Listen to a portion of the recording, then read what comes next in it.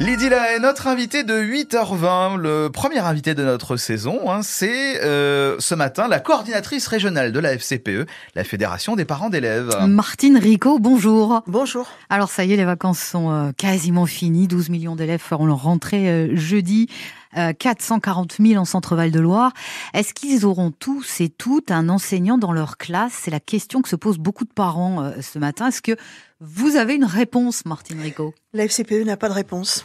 Déjà, il n'y a pas eu de réunion au mois de juin pour nous présenter la carte scolaire et la rentrée, ce qui est quand même dommageable. C'est une instance qui doit se réunir pour pouvoir entendre, rencontrer l'ensemble des acteurs de l'éducation nationale. Ça n'a pas eu lieu, donc nous ne savons rien. Nous lisons la presse.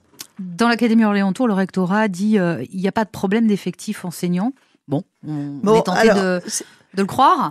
On peut toujours dire, si c'est comme l'année dernière et voire l'année d'avant, où y compris les enseignants remplaçants a été nommés sur un poste fixe, ce qui veut dire qu'on n'avait plus de remplaçants en cas de besoin, on verra peut-être les effets dans un mois, 2 mois, quand il y aura besoin de pallier à une absence. Des absences qui pourront intervenir pour, par exemple, des congés maladie ou de la formation, ou des congés maternité ou de la formation. Oui, bien sûr. On a vu aussi la semaine dernière, alors dans d'autres régions, des profs formés de manière express en 3-4 jours. C'est pas beaucoup, c'est trop peu. Ça aussi, ça inquiète les parents d'élèves que vous représentez. Bien sûr que ça inquiète. Bien sûr que ça inquiète parce que c'est de la matière humaine, les élèves, mais aussi tout leur environnement, tous les différents acteurs. Et c'est pas en 4 jours qu'on comprend le système éducatif. C'est pas parce qu'on a une valise de diplôme, qu'on a une ambition, qu'on a une envie. L'envie de faire, c'est important, mais le savoir-faire. Vraiment, y a un besoin d'expliciter, de savoir maîtriser. Et une fois qu'on est dans le jus, ça va vite. Ça va vite et c'est pas là qu'il faut tout découvrir. Mais le manque, il est là, il est réel. Le plus beau métier du monde, il fait plus rêver. Martine Ricot, il y avait 4000 postes vacants sur les concours d'entrée de l'éducation nationale. Alors comment on fait?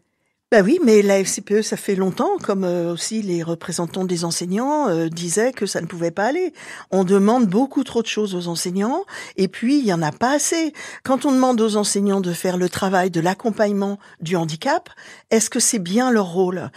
Ils doivent être attentifs, ils doivent être regardants, bienveillants, mais ils ne peuvent pas faire le travail d'un accompagnement du handicap. Or, il en manque tellement qu'ils se retrouvent à devoir enseigner à toute la classe, puis plus s'occuper des quelques-uns qui ont des difficultés, pour qui c'est indispensable de les aider, de les accompagner.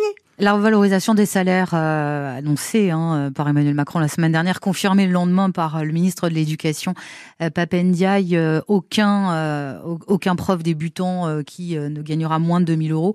Ça peut être, ça va dans le bon sens, ça peut motiver justement... Ça peut être, mais si devenir enseignant, c'est uniquement une question de salaire, ça marchera pas. Il faut le salaire, mais il faut tout ce qu'il y a autour. Et tout ce qu'il y a autour, c'est vraiment ce qui est déjà manquant aujourd'hui et depuis plusieurs années. Donc si on ne travaille pas, si le ministère ne travaille pas pour mettre en place tout le puzzle, pas uniquement l'enseignant au milieu du dispositif, tout le puzzle autour de l'enseignant, tout le puzzle autour des élèves, ça ne marchera pas. Martine Ricot, coordinatrice de la FCPE en Centre-Val de Loire.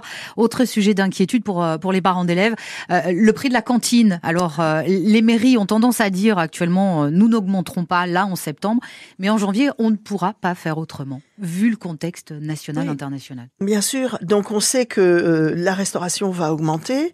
On sait aussi que les communes et les collectivités, en général, font sans doute des efforts, mais jusqu'à quand et jusqu'où? C'est sans doute pas possible de tenir toute l'année. Donc, on peut s'attendre à cela. Et qui dit restauration, dit pour les internats. Tous nos lycéens, notamment, qui sont en internat, vont avoir forcément une augmentation de l'internat, de la restauration. C'est les familles qui supportent. Alors, évidemment, il y a des aides. Évidemment, il y a des bourses pour les études. Évidemment, il y a le fonds social. Mais encore faut-il demander. Encore faut-il savoir comment on demande. Pour ça, c'est l'assistante sociale. Est-ce qu'il y a une assistante sociale partout? Est-ce qu'on va pouvoir aller au devant des familles familles pour leur dire ne vous inquiétez pas, on peut prendre votre dossier, on va vous aider, on va le faire. Ça, j'en suis pas du tout certaine. Et vous êtes aussi inquiète, Martine Ricot, sur la question des transports scolaires, parce que là aussi, il y a pénurie au niveau des conducteurs de cars. On l'a évoqué ces derniers temps. Oui, c'était déjà un souci un peu l'année dernière. Il est encore plus grand cette année. Il n'est pas le même sur chacun des départements.